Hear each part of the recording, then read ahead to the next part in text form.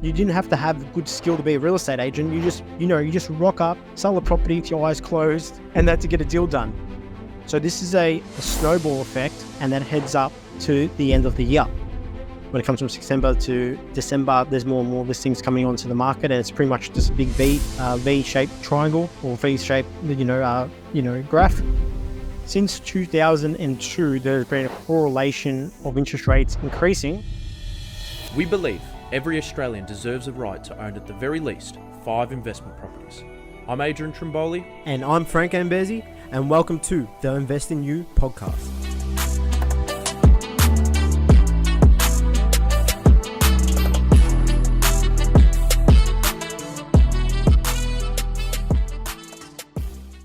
Jingle bells, jingle bells, jingle bells, Mr. Frank. Welcome, my friend. How are you? Yeah, good, mate. Good. Ready for another, I think this is going to be a great episode, explosive episode. Look, It is. in gems here. It is. And the reason why I'm singing jingle bells is because we're on the cusp of the end of November, which is obviously December, which is Christmas time. Christmas time, people like to relax and people like to forget about property and people like to think about holidays and family time, and that's all beautiful. I love doing that stuff as well. I love buying property in December. But rather than us just talking rubbish, I want to talk about the data behind it. So that's why today's episode is why is Christmas, and in particular the middle of December to the middle of January, the best time to be buying property. Let's get into it. Fire away, my friend. So if you're listening, probably take out a pen and paper, make some little notes, okay? So the last, 10 years, from September onwards, there's always more listing levels that come onto the market.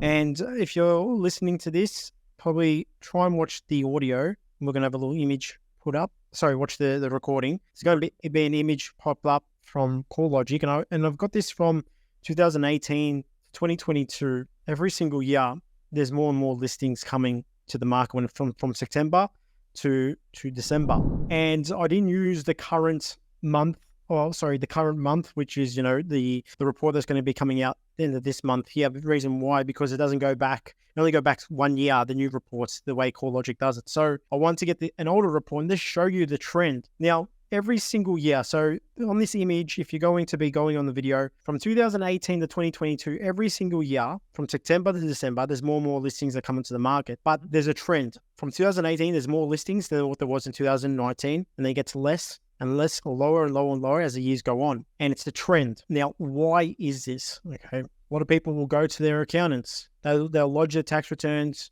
They'll get the advice. Maybe they have to sell a property, maybe not. But the ones that do decide to put on the market. And so that's when you get more and more listings coming onto the market. So of course, some people always late with their tax returns. So this is a snowball effect, and that heads up to the end of the year.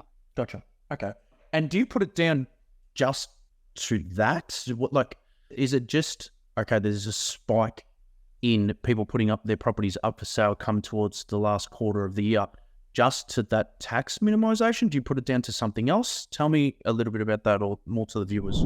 So there's been a correlation as well, which I was looking at the cash rate or interest rates, when interest rates go up and down or when they don't move. Since 2002, there's been a correlation of interest rates increasing, okay, from July to October. Okay, and it's not always July to October, but they fluctuate in between that quarter, the last 2 quarters of the year, okay, and it's quite interesting. So when this starts to happen, of course, we've noticed from 2002, interest rates will start to increase, okay, from around that July to October. What happens? It puts a bit of stress on families or individuals or investors, and that's when they'll decide to sell. So I've looked at the data from all the way from back to 2002, even prior, and I've seen this happening over and over again. Now, there is as well correlation as well from the February mark onwards to February to May. Sometimes there has been times where interest rates will go up. Now, every year and every year is going to be different because of the economy, the recession times, and etc. But it's very familiar how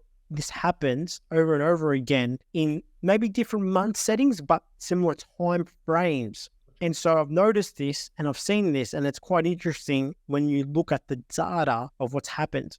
Now, I'm not going to touch on all these years, but there's been, a good part from 2002 to 2023, there's been about 3 to 4 times where interest rates around that time start to increase. So I start to put my finger on this as well and say, okay, if interest rates start to increase, sometimes they increase, 0.25 basis points or 0.5 basis points, and they can be quite aggressive. It puts a lot of fear, puts a lot of stress. Not a lot of Australian investors have multiple properties. 75% of Australians only have one investment property. And sometimes people will buy property without doing the right due diligence, without doing the right numbers, when seeing if it's going to be negative or positive. And what will happen is they'll purchase a property, and when times are great, like they did during COVID, interest rates, you get interest rate locked in at 2%. What happens today? A lot of people are coming off that fixed rate, going on to 6.5%, 7%, and then they're having to sell. So this happens a lot. A lot of people actually coming off their fixed rate at the moment, and there'll be more next year, and they're going to be the final run in 2025. So it's quite interesting now to see that as well. That's happening as we speak today. Awesome. Okay,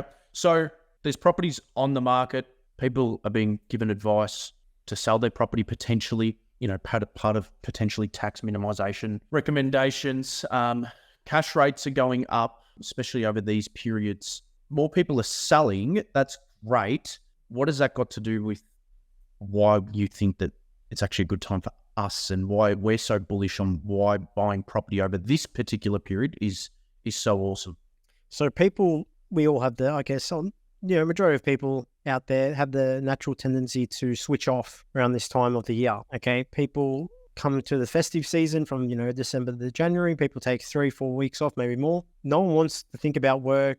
No one wants to worry about anything else but just enjoying time with family and friends and celebrating. So when you got more listings coming to the market, of course, there's going to be, interest rate. It can be because of financial reasons. It can be because of, they need to sell because of tax purposes and, whatever it may be. And of course, it can be because of personal situations like divorces and people that are deceased estates and things like this also. Now, there are going to be people that need the extra cash as well at that holiday season also. So this is a time when people are switching off. Majority of Australians, they will be switching off, worrying about the holidays. You've got less and less competition.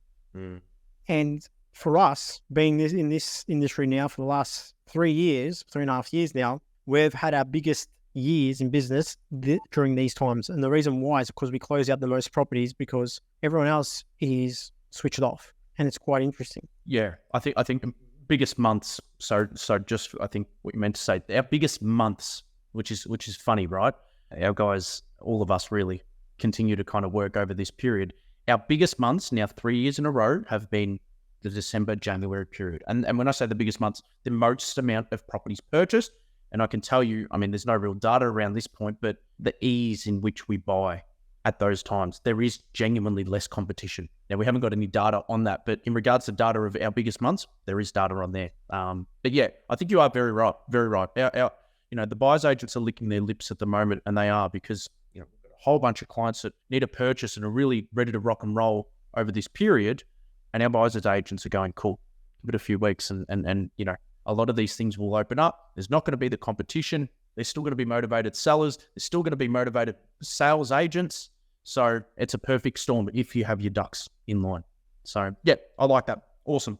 Maybe we might be buying something, Frank, you and I, potentially over this period. We'll see. Yes, we've actually found something. So there is a possibility. And I kind of want to go back and look at these reasons. And I've got like 5 reasons why to kind of buy.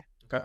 And I thought it would be great to kind of let the people know why. And once again, we do have some sort of evidence or data on, listing levels, of course, which are very accurate from CoreLogic, showing that there's a trend every single year when it comes from September to December. There's more and more listings coming onto the market, and it's pretty much just a big V-shaped triangle or V-shaped, graph. And so when I look at this, that's, shows us there's more to choose from. So that's number 1, more listings coming to the market at the end of the year. Okay. Number 2, people on holiday mode, down thinking about property. So then there's less competition. Okay, so that's number 2, less competition. When that happens, you can start to dominate the market, got more to choose from. You got time. So the people out there that have been trying to get into the market, it's been quite difficult because there's so much activity. You will have more time during these periods. Yep. Number 3, there are always going to be vendors needing to sell at the end of the year for a number of reasons. Okay. So you got desperate sellers, I call these type of people. They need to sell. Can be for a number of reasons. And that's where you can get sorry to cut you off, Edge. That's where you can get a good deal. Like last year, I bought my property, one of my properties, I bought it at the end of last year. Okay, I got this property for a ripper deal. And I know as soon as we signed that contract in December, just after that Christmas period, Austin came to me and goes, Frank, he goes, there's no properties in that market going for what you've purchased. I paid $430. If we're buying property, for clients afterwards, that were 4-bedroom, 2-bath, 2-car garage, we're paying like $450, $460 plus in the same area. So it's quite interesting. I love it. Number 4, okay, is real estate agents don't get paid during the holiday seasons because everyone works on commission. Okay, they might have a base, but they work on commission. So what they want to do is try and increase their cash flow as much as possible during this holiday period. So they need the cash. Okay, so I look at this as, a lot of agents want to get a deal done right now, ASAP. All our agents are asking us for shorter settlement periods. Why? Because of course, once they settle, that's when they get paid, of course.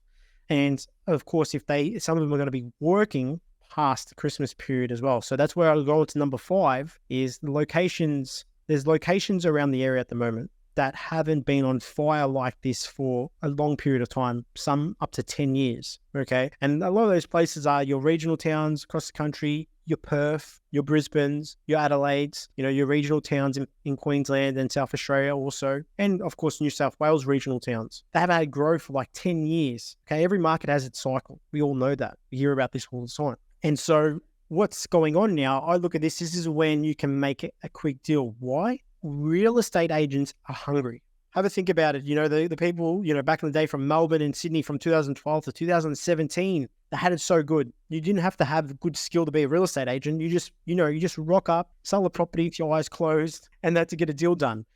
Well, it's happening now in the other parts of Australia. And so agents are hungry. And that's why last year, just after Christmas, we'll call an agent. We'll speak to the agents. Our buyers agents were actually working and getting deals done because they want a deal done. They haven't had it this good for so many years. So these 5 reasons just make sense to be buying now when you can find a ripper deal. Yep. I especially like that last one, right? Because the real estate agents who I know are avid listeners of this podcast, right? And they are in Melbourne or Sydney. And for a lot of those agents over the last 6, 12, even 18 months, things haven't been like they were the previous 2-3 years. They're slow. They're slow now. Let's say there was another 20 properties that came up, they'd be running and pushing them out. Ultimately, 100% you're correct. It's a complete, not opposite, but the agents that we're dealing with, they have had periods of 3, 4, 5, 6 years where it's been quiet. Now, all of a sudden, over the last year, 18 months, things have gone bananas. They want to capitalize on that. So I really like that point. I really, really, really like that point. Also like the point of, ultimately, right, agents get paid when the property settles. So they don't get paid when they put up a listing. They don't get paid when they get an offer. They get paid when they put out and they sell the property and they get it settled, which I really, really like that. That's 5 good points. I really like that. So I think, if there's someone that's sitting on the fence, you're not sure what you should do. Should you wait till next year? You're going on holidays or you want to relax? That's great. But as well, if you want to take advantage of the market, these are the best times. It's happened year on year. There's data out there with listing levels of more listings coming onto the market. Of course, it's not rocket science to understand that some of these regions haven't done well for the last 5 to 10 years. So I think if you get your finance in order, you go out there, you do your research, you find out which locations, you be flexible for what you're looking for, and you can find a ripper deal. When I say flexible, sometimes you might find a ripper deal that requires maybe spending 5-10 grand, doing a bit of value add to it, get a ripper deal for, a cheap price because it's on the market and they're desperate to sell. That vendor needs this property to be done and, sold by the end of the year. Bang, you can secure a deal. Maybe you might get it 10, 20 grand, 30 grand under market value. Happened with me last year. So it happened to you as well. I love it. This probably wasn't our biggest ever data-driven podcast. It was more of a logical sense or, hey, this is what is occurring from our side. A quick little tip on the end of all of this. If you are part of our Facebook group, if you're not, search it up, Invest in You Facebook group. We are doing something specifically around the Christmas period. The reason why, there's a lot of success for ourselves and for our clients. more particularly our clients, right? So if you are not on our Facebook group, I'll get the guys to put it in the notes. But over this Christmas period, and when I say over this Christmas period, I think it's the first week of December, we're doing a little special over the December period. So if you are in the position and do want to take advantage of ultimately people being people, which is relaxing and taking time off, which is absolutely fine and awesome, get on the group and there'll be some information shared on that over the next week or so. Love it. There's a lot there. There's a lot of videos as well. We talk about a whole bunch of other things also, so don't miss out. Subscribe completely for free, and you get a lot for free, don't you, on that channel? You do. You get too much for free, but that's okay. Our coach doesn't like us for it. Frank, thank you very much, my friend. That was 17 minutes. I like these. Short, sharp, and easy to consume, and I hope you guys are also enjoying it. We've got a few cool podcasts coming up. We've got one of an accountant coming on, brokers, property development. We've got a few, and I'm excited. I'm very, very pumped. I'm happy to have this podcast back. So thank you very much, sir. Beautiful. Thank you, guys. Stay tuned, and we'll see you next week. Bye-bye.